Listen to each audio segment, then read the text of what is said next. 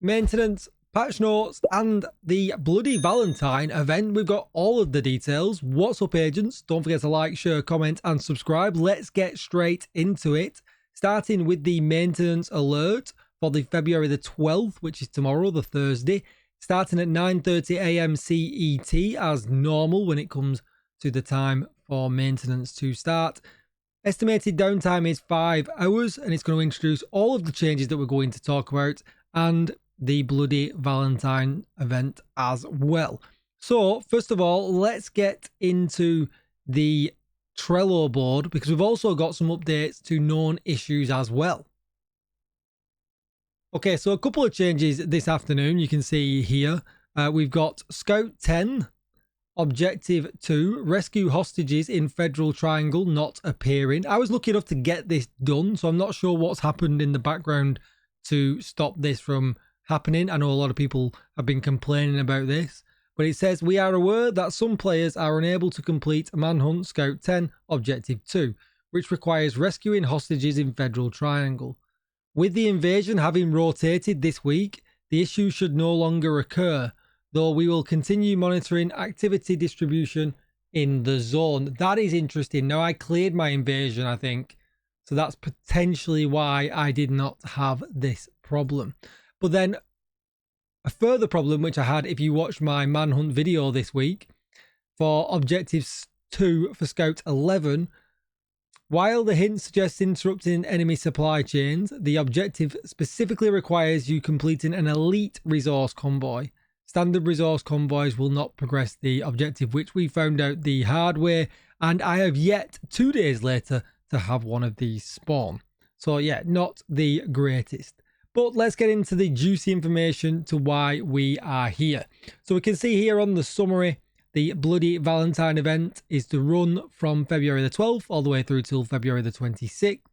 It brings the bloody Houndsman and a red-themed reanimated global event. Sounds good. Are we getting a little bit of a rework on global events? So stretch goals season pass extension begins just a little bit later, so in between the Valentine's event on February the 17th. The climax also unlocks on February the 17th, featuring the Sheriff Exotic Super 90 shotgun reward. And optimization surge starts on February the 20th through till 24th, offering double optimization materials, along with bug fixes for mission skills, vanity items, and the immobilize talent. That's actually pretty crazy. There is a lot being squeezed in to the end of this season, and as of right now we've got 5 times season XP on it as well, which is pretty crazy. So the bloody Valentine event runs starting tomorrow. Reanimated global event returns as part of bloody Valentine. During this event only, seasonal modifiers can be used at the same time as the global event, including deployment of the NPC companion. We are going to be so crazy powered. That's actually pretty cool. That is actually pretty cool. Maybe that will detract from the companion enemy modifiers being overpowered that never got adjusted. It might actually feel good tomorrow. Definitely interested to check that out. We'll go through the full breakdown of the event though after we finish the patch notes. So we've got the Mutiny stretch goals, a season pass extension. So starting on February the 17th and will be available until the end of the season. Once you reach tier 100 of the season pass, this extension trap becomes accessible, giving you the opportunity to continue earning additional rewards as you play. Nothing new there. As always, everything in Mutiny stretch goals is available on the free track. No premium purchase is needed to take part. Good. After reaching tier 100, progression through the Mutiny stretch goals can only be earned through gameplay and cannot be advanced using level skips. You will keep earning season pass XP from the same activities you are familiar with, including Manhunt Scouts, the seasonal journey, priority objectives, weekly projects, missions, and open world activities. XP multiplier events bonuses also will count towards your progression, making me feel like we are going to get another XP multiplier event during this time that it's not yet mentioned, so maybe it'll get updated in game. The extension features 2 cache types, the Mutiny cache and the Prestige Mutiny cache. The Prestige cache looks like it's returning. The Prestige version is earned in the same way as the standard cache and appears at the tier 10 on the reward track, but it offers improved chances to get good stuff. So, Mutiny cache contents. Let's see if they've changed anything here. So, vanity items. So, General Anderson, 2 pieces. So, that sounds like a uniform and a helmet to me, potentially. Then we've got the green track suit outfit, which will probably go down like a lead balloon, but at least it's mixed in with something tactical. 4 arm patches and 2 weapon skins. Then we've got the rare named items, moderate drop chance with each cache. No percentages this time, so I guess they've probably not changed. But all your favourites are usually in there. The quick steps in there for people who didn't get it. The bell ringer's in there for the first time. All of the old seasonal stuff is in there. Huntsman, Hunter Killer, Shield Splinterer, Caretaker, and then the more popular ones at the top here, the Turmoil and the Lexington. But for the first time, you'll be able now to get another stat broker. At the moment, anybody's only got 1. You'll be able to get another 3 if you want 1 per character. So yeah, this is pretty good. I just don't like the fact there's so many other items getting in the way with as far as the seasonal items are concerned. I purposely feel like rather than put them in here, they should just put them on the Loot Goblin. Like when this event happens or when other events happen, rather than bulking out with the seasonal events, just put them on the Loot Goblin.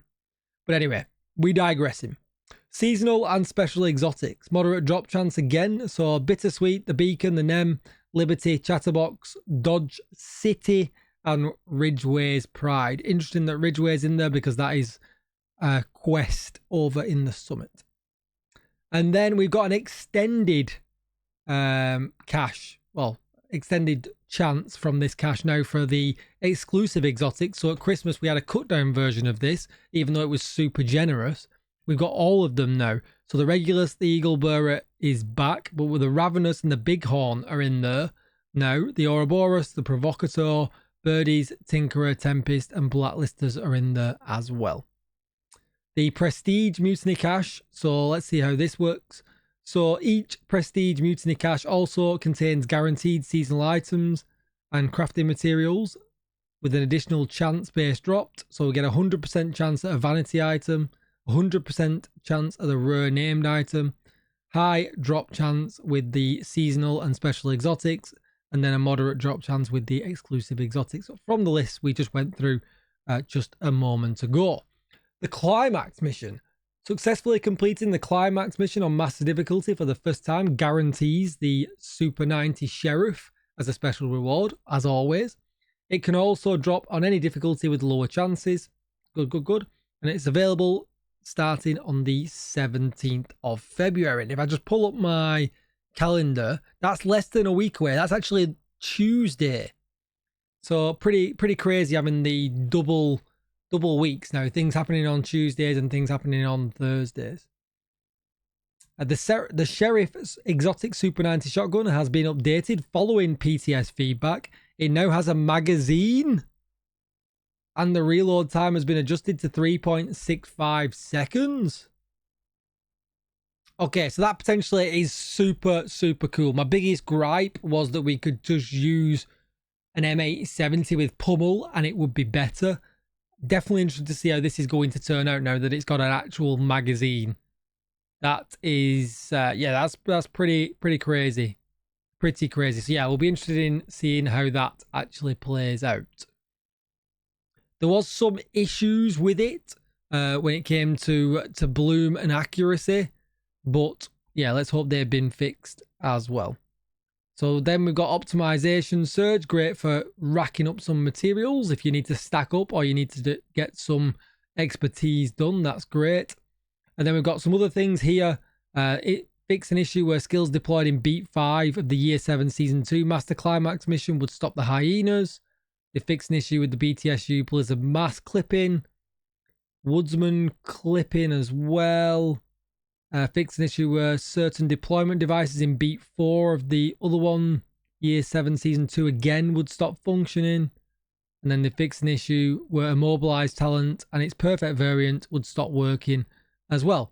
Alright, so that's great. So let's check out this actual new Valentine's event that we have got some information about. So we've got the artwork that we saw just earlier in the week, that it is returning starting tomorrow, which is great.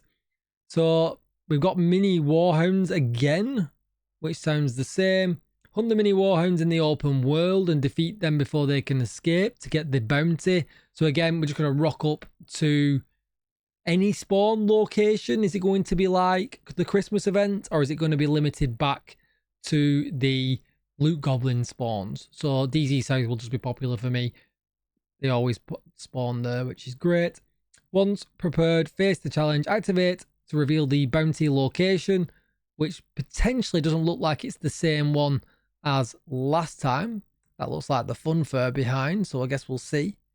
And take him down to get the Bloody Houndsman mask, gloves, and backpack. The reanimated global event. So actually, what about the rest of it? What about the rest of it? Alongside the Bloody Houndsman and his minions, we're mixing up the reanimated global event with some twists and exclusive rewards. The Bloody Valentine reanimated global event will now allow use of seasonal modifiers, unlike the regular version. It will run for 2 weeks, refreshing in the second.